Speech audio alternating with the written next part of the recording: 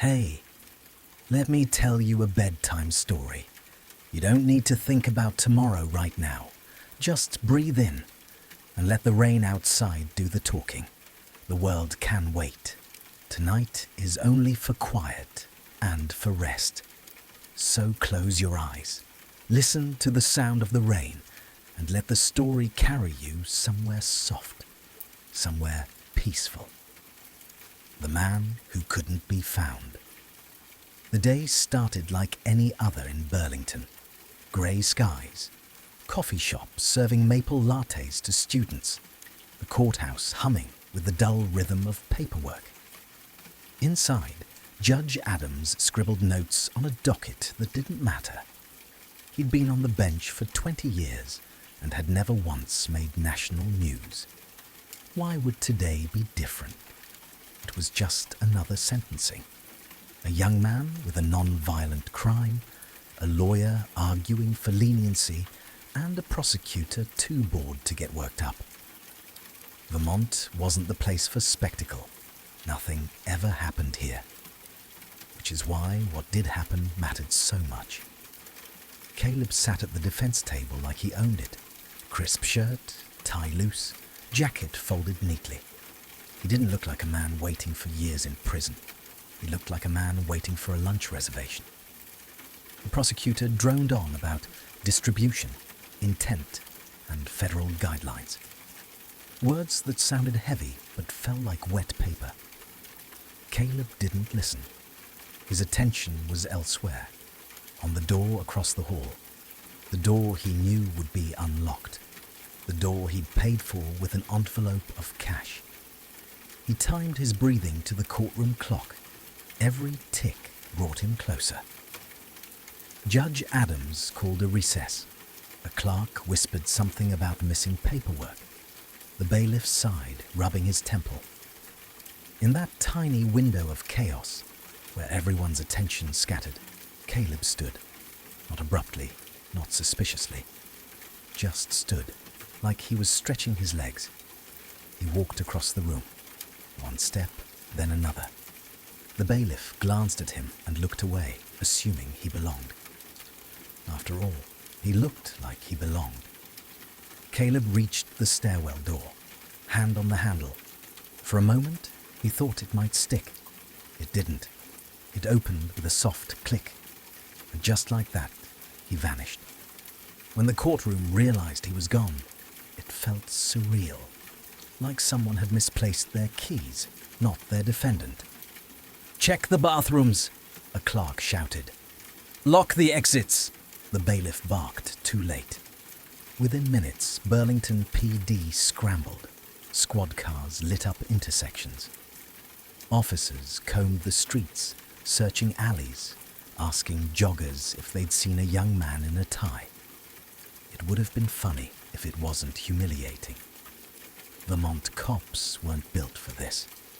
They chased speeding snowmobiles, not Houdinis in loafers. Obviously, they were out of their depth. Caleb's plan was simple, and simple works best. He moved like water through the cracks. Through the stairwell, down 2 flights, out the side door. Across the lot, jacket over his arm, blending with paralegals on their lunch break. Onto the street, into traffic, head down, moving with purpose. A Subaru sat parked with the engine still warm, keys hidden in the visor, because Vermont was still the kind of place where people trusted their neighbors. Caleb slid in, started the engine, and joined traffic like nothing happened. By the time the first sirens wailed, he was gone. A college student with quick hands and quicker Wi-Fi caught it all on her phone. Caleb jogging across the street, tie flapping, slipping into the Subaru. She uploaded it with the caption, "Vermont Houdini." Within an hour, it hit 100,000 views. By dinner, it hit 10 million. By midnight, it was everywhere. At a Burlington bar, locals cheered every time the clip replayed. "That's our guy," one shouted, beer raised. On Twitter, memes exploded. Caleb photoshopped as Forrest Gump. "Run, Caleb, run!" Caleb's smirk next to a Netflix logo. Coming soon, The Man Who Couldn't Be Found. A fake GoFundMe. For Caleb's gas money. Obviously, people weren't interested in justice. They were interested in entertainment. The governor gave a press conference. "We take this matter seriously." Vermont is not a safe haven for fugitives. Nobody cared. The clip had already buried the speech. FBI agent Harper Quinn flew in from DC the next morning. Sharp suit, sharper eyes. She'd chased hackers, smugglers, arms dealers. Now she was chasing a 25-year-old from Vermont who shipped weed in the mail. On paper, it should have been easy. But Harper knew better. She'd seen the clip. She saw the smirk. "He's not running," she told her team. "He's performing."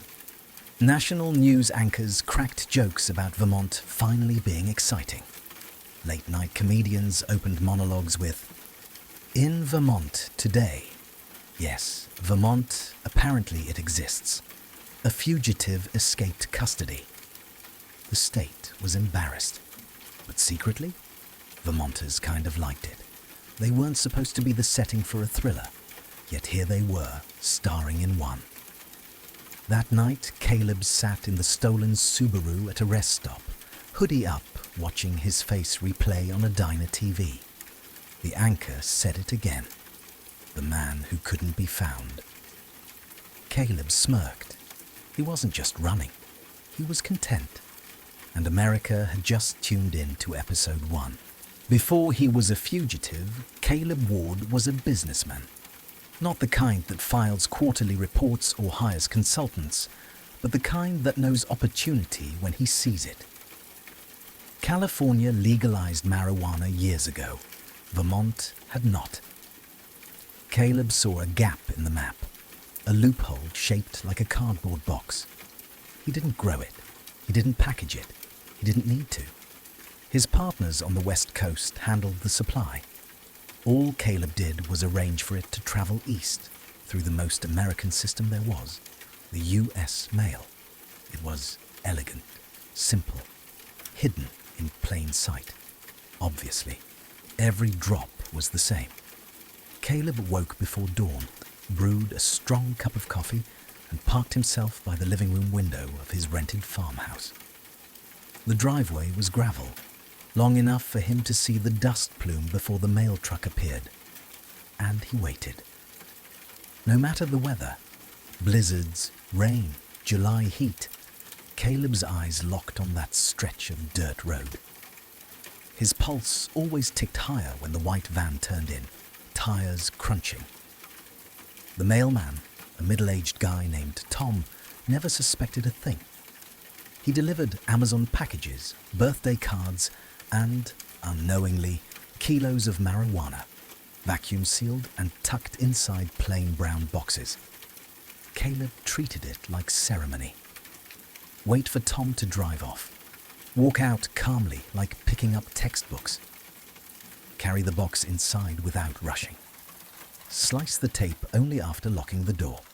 Inside, he inspected each shipment like a priest handling relics. Plastic tight, no air leaks, no suspicious smell. He weighed them, catalogued them, and repackaged smaller amounts for distribution. It was business, yes, but it was also performance, and every performance needed an audience. Caleb's was himself, watching the mailman like a hawk, reassuring himself the system hadn't caught on. Some people call paranoia a weakness. Caleb called it insurance. He never opened the door while Tom was still in the driveway. He never signed for packages. Always no signature required. He memorized the rhythm of Tom's route so he could spot if the van lingered too long. He even learned to read body language. If Tom shifted the box like it was heavier than it should be, Caleb's pulse spiked. If Tom hesitated even for a second, Caleb's hands twitched toward the blinds. Obviously, paranoia kept him alive. At first, it was small. A few ounces, then pounds, then boxes so large he needed friends to move them. Money flowed. Not millions, but enough to make a 25-year-old in Vermont feel like he'd beaten the system. Enough to buy cars, nights out, and silence from anyone who might ask questions. But the bigger the boxes, the bigger the risk. Every package was a gamble. Every delivery another spin of the wheel. Caleb won again and again, until the wheel stopped spinning. It was a Tuesday. Cold. The kind of Vermont morning where frost clung to the windows like lace. Caleb brewed coffee, took his position at the window, and waited. The van pulled in, tires crunching, door sliding. Tom hefted the box, heavier than usual.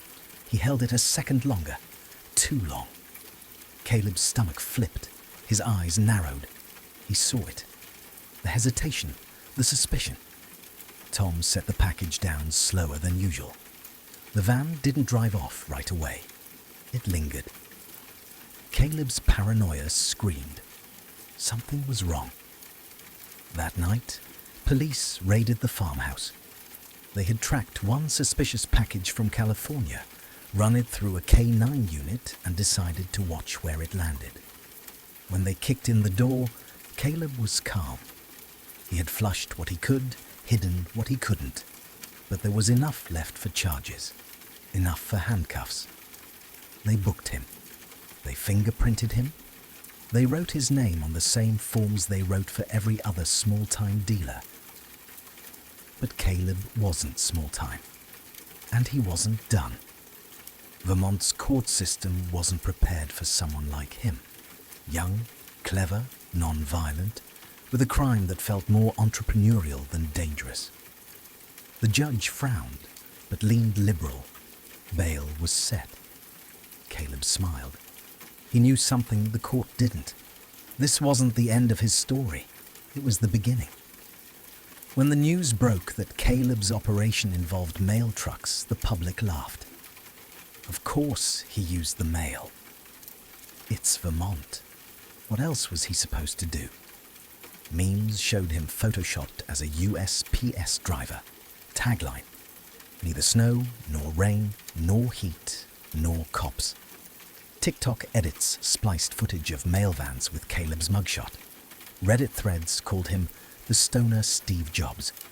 His paranoia, his ritual, his obsession with watching the mailman, it all became part of the myth. Sitting in his cell before sentencing, Caleb thought about the ritual. Watching the mailman, slicing the tape, feeling the rush of risk and relief. It wasn't just business. It was control. It was the closest thing he had to certainty in a world where everything else was tilted in favor of the rich, the connected, the already powerful. Shipping weed through the mail wasn't noble. It wasn't heroic, but it was his. And when he ran, the public didn't see a criminal. They saw a man who beat the system using cardboard boxes and paranoia. By the time Caleb vanished from the courthouse, the story was no longer about drugs. It was about performance. The man who once stared out the window waiting for a mail truck was now staring out at America, daring them to catch him. Obviously, they wouldn't. Not yet. The state of Vermont had never seen a manhunt worth the name. Cops here were trained for drunk drivers after ski weekends, snowmobile accidents, and the occasional black bear rummaging through garbage cans. Now, suddenly, they were told to find a fugitive who had walked out of court in broad daylight. Sirens wailed across Burlington, but it felt out of place, like a marching band blaring through a library. Helicopters were requested, but Vermont didn't have many. Local sheriffs dusted off radios they hadn't used in years. The fugitive wasn't just any man. He was the man, the one already trending on social media, the one people were calling the Vermont Houdini. And the first chase was on. Caleb Ward sat behind the wheel of the stolen Subaru, hands steady. He drove not like a man escaping, but like a man running errands. Speed limits mattered. Stop signs mattered, obviously. If you look panicked, people notice. If you look calm, you blend in. He pulled into a gas station, filled up, paid cash, and bought a granola bar. A manhunt was raging around him, but nobody in line suspected the quiet young man in a hoodie was the headline.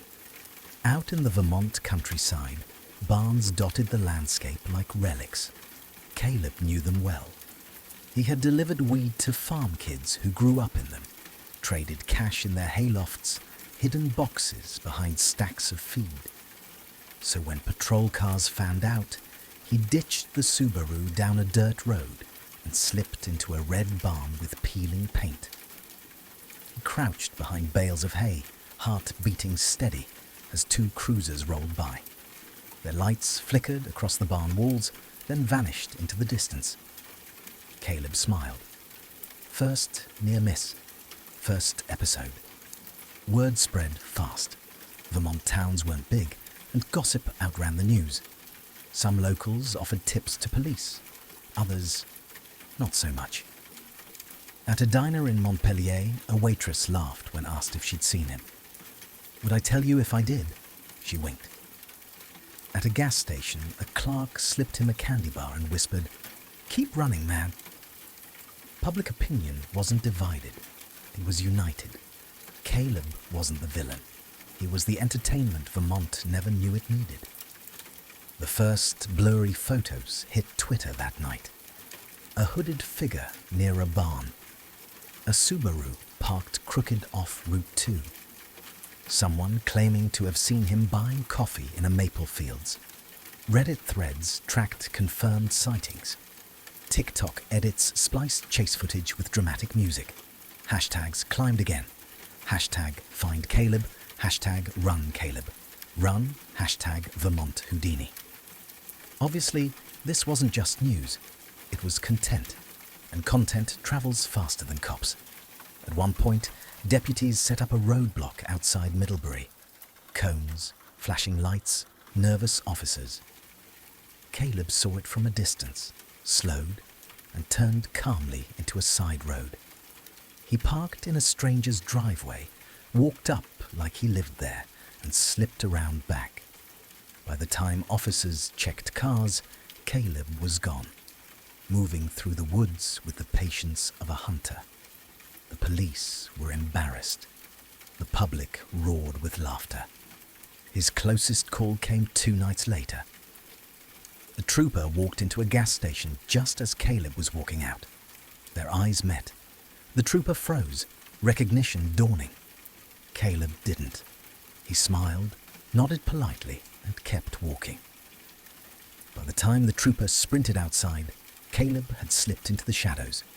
Security footage leaked online. The clip went viral. The pause, the look, the smirk. People replayed it frame by frame, analyzing Caleb's calm. Memes crowned him. America's coolest fugitive. Agent Harper Quinn stepped off a plane from D.C., heels clicking on Vermont asphalt. Sharp, focused, relentless. She'd been briefed. Young fugitive, non-violent, already mythologized. She watched the gas station clip twice, then muttered, "He's playing with you." Harper knew the truth. Caleb wasn't just escaping, he was scripting. Every chase was an episode, every escape a season finale. News vans parked in sleepy towns. Anchors stood in front of barns, trying to make Vermont look like a crime capital. Locals milked the attention. Shops sold Run Caleb Run mugs. Bars offered Houdini specials. A state once known for boredom was now the stage of America's favorite show. Vermont wasn't embarrassed anymore. It was famous. In a borrowed cabin, Caleb sat by a wood stove, scrolling through memes of his own face on a burner phone. He saw himself photoshopped onto movie posters, onto game covers, onto Mount Rushmore. He laughed. He'd become larger than life. And that was the real protection. You can't catch a man the public refuses to see as guilty. Lake Champlain at dusk looked like a postcard. Calm waters, families eating ice cream, boats rocking gently at the dock. It wasn't the place anyone expected to see a fugitive. But Caleb was there, hood pulled up, eating a sandwich like he had all the time in the world. A patrol car rolled past, then another. Someone must have called in a sighting. Within minutes, the boardwalk swarmed with officers. Caleb didn't run. Running attracts attention. He walked. He blended into the crowd, slipped between tourists. When the spotlight swept the dock, he ducked into a sailboat cabin left unlocked. Officers ran by overhead, boots pounding. He waited until their voices faded, then climbed out, calm as ever. Obviously, when you look like you belong, nobody questions you. The next day, local news ran it as if it were an action sequence. Fans clipped it with dramatic music. Episode 4, Escape on the Lake. 2 nights later, Vermont State Police set up a checkpoint outside Montpelier. Floodlights, spikes on the road, cars lined up. Caleb was 3 vehicles back, driving a borrowed pickup. A trooper walked car to car, shining flashlights. Closer, closer, Caleb's pulse quickened, but his face didn't. He reached for a hat on the seat, pulled it low, and when the trooper leaned in, Caleb smiled like any tired farmer. "Evening." The trooper nodded. "Evening." And just like that, Caleb rolled past. Later, when footage leaked from the checkpoint cameras, the internet exploded. People replayed the exact second the trooper waved him through. Commenters mocked the cops. Bro had one job. His most famous near miss was still the gas station, but what nobody knew was how close he came the second time. This time, Harper Quinn herself was there. She entered just as Caleb slipped out the back. For a second, their paths nearly crossed. She caught a flash of him in the reflection of the glass door. His posture, his stride, unmistakable. "Damn it," she muttered, racing outside. But Caleb was already gone, fading into the Vermont woods. The internet turned the clip into legend, split screens of Harper's face and Caleb's smirk. Memes captioned it, "The Hunter, the Hunted."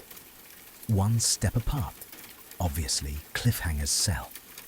In a roadside diner outside Rutland, a waitress swore Caleb had been sitting at the counter, eating pie, reading the paper.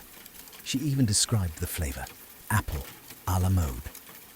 By the time officers arrived, the stool was empty. A dollar bill rested on the counter, tip included. The waitress shrugged at the camera crew. He was polite. Social media loved it. Number sign Pie with Caleb trended for 2 days. One fan joked, "He's not a fugitive, he's a foodie." In a motel room, Harper spread maps across a table, eyes scanning pins and patterns.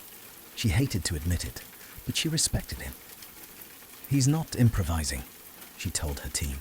"He's rehearsing. He's always one step ahead because he already knows the playbook." Her analysts nodded, but nobody argued with the obvious. Caleb wasn't just a man. He was a myth now. Chasing him felt like chasing smoke. By now, the manhunt had become serialized television. News channels framed every near miss like a cliffhanger. Anchors leaned forward, voices hushed. Will they finally catch him? Or will Caleb Ward slip away again? Clips of the lake, the roadblock, the diner sighting were replayed like episodes. Viewers tuned in not for justice, but for the thrill of not catching him. Obviously, a capture ends the story. An escape keeps it alive. In a cabin deep in the woods, Caleb watched the coverage on a smuggled tablet. His own life, narrated like a drama series. He chuckled at the diner story. He hadn't even been there. Someone else had fit the description. The myth was working for him now. Caleb understood what nobody else dared to say. He didn't need to stay ahead of the cops anymore. He only needed to stay ahead of the narrative. At first, it was just Vermont's dirty little secret. The courthouse mistake, a fugitive on the run, small-town cops scrambling. But America is allergic to silence, and Caleb Ward was noise in its purest form. By now, clips of his near misses had saturated every platform. TikTok montages cut to trap beats. YouTube channels uploaded Escape Explained breakdowns. Instagram models wore shirts with his mugshot. Caleb wasn't just a fugitive. He was a trending topic. It started as a joke.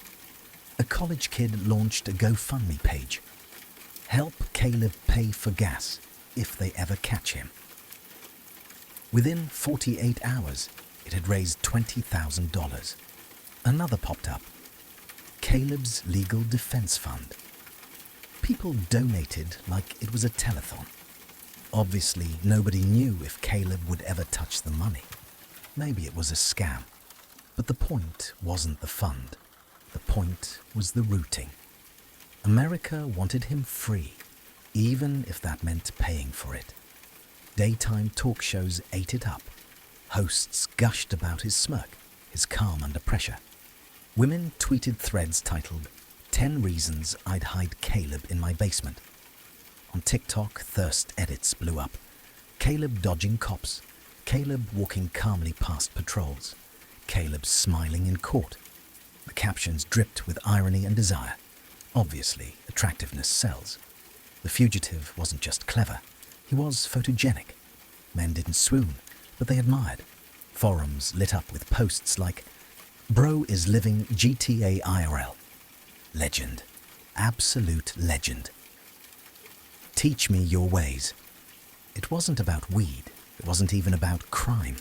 It was about outsmarting the system, something most people secretly wished they could do. Caleb had become their avatar. In Washington, senators lined up to condemn him. He is making a mockery of law enforcement, one shouted. He's a criminal, not a celebrity, another fumed. But every time they raged, public sympathy for Caleb grew. Viewers rolled their eyes. Politicians had stolen more with pens than Caleb ever had with boxes. Obviously, hypocrisy doesn't play well on camera. In her motel room, Harper Quinn watched the coverage with clenched jaw. She wasn't just chasing a fugitive anymore. She was chasing a celebrity. Her notes were detailed. His roots, his safe houses, his patterns. But none of it mattered if half the country wanted him free. He's not hiding in barns anymore, she muttered. He's hiding in plain sight, in their hearts. By week 3, you could buy Run Caleb Run hoodies online. Etsy shops sold mugs with his smirk. Street vendors in New York hawked bootleg posters. America's favorite fugitive. Memes kept multiplying. Caleb photoshopped as a movie star. Caleb riding a moose. Caleb crossing the Mexican border in cowboy boots. The myth was now bigger than the man. Ironically, Vermont, the birthplace of the saga, faded into the background. News anchors barely mentioned it anymore. The state that once never made headlines had become a prologue. Caleb's story had outgrown its setting. He wasn't Vermont's Houdini anymore. He was America's. In a safe house outside Albany, Caleb scrolled through memes of himself on a burner phone. He laughed at the thirst edits, shook his head at the GoFundMes, and lingered on the political outrage. He realized something obvious. The longer he ran, the less it mattered what he had done. It only mattered that he kept running. The chase itself was the product, and America was addicted. By now, every move he made would be televised, analysed, and mythologized. Harper knew it. Caleb knew it. The public demanded it. And so, the manhunt was no longer about justice. It was about ratings. Obviously. Caleb Ward knew Vermont couldn't hold him forever. The woods were wide, but not infinite. Every barn, every cabin, every diner would eventually be searched. So he headed south. Quiet highways, cash gas stops, motel rooms under fake names scribbled in shaky handwriting. He kept it simple. He always kept it simple. Obviously, complication gets you caught. By the time anyone realized, Caleb had already crossed Massachusetts, slipped through New York, and was drifting farther and farther from the Green Mountains that had birthed his myth. The FBI had escalated. Roadblocks, helicopters, license plate scanners on every major interstate. But Caleb adapted. He ditched cars like candy wrappers, stolen plates, swapped vehicles, sometimes even hitchhiked, blending in with long-haul truckers or families on vacation. Harper Quinn was always one county behind. She studied his trail with surgical precision, but each time she closed in, he vanished, like smoke. Her team grew restless. He can't keep this up forever. Harper's answer was clipped, obvious. He already has. Networks branded it the final chase. Anchors spoke with hushed excitement, like narrating the Super Bowl. Crowds gathered in bars to watch live helicopter footage. Twitter boiled over.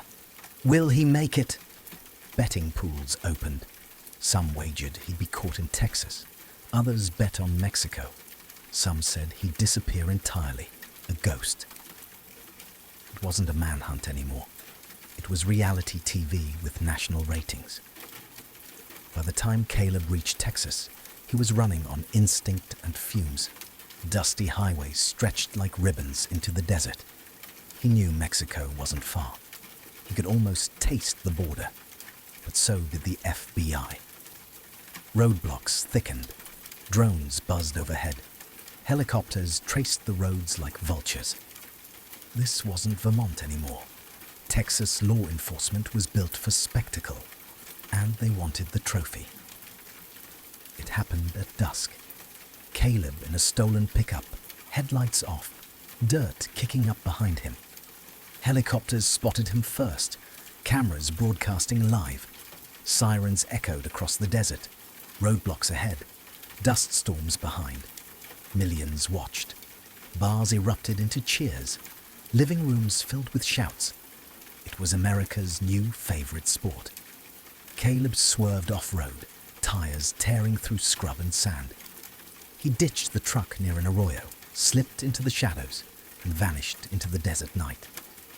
Helicopters circled, lights sweeping. Agents swarmed. But he was gone. Again. Agent Harper Quinn stood at the border fence hours later, dust clinging to her suit. Reports conflicted. Some said he'd crossed into Mexico. Others swore he was still in Texas. Harper stared into the dark, listening to the distant hum of helicopters. "He's here," she whispered. "Or he isn't." Either way, he won. News anchors didn't call it an escape. They called it a finale. Some reported he'd slipped into Mexico. Others said he'd died in the desert. A few swore he was spotted in Vegas a month later. The truth didn't matter. What mattered was the story. And stories don't need endings. GoFundMe pages still collected money. Memes still circulated. Women still posted thirst edits. Bars still played Caleb highlights on slow nights. The man was gone, but the content lived. Obviously, content never dies. Somewhere, in some quiet town, maybe Caleb sat in a bar with a new name and a new face, watching a replay of his own myth on TV. He smiled. Not because he was free. Not because he was safe. but because he had turned his life into what America valued most, a show.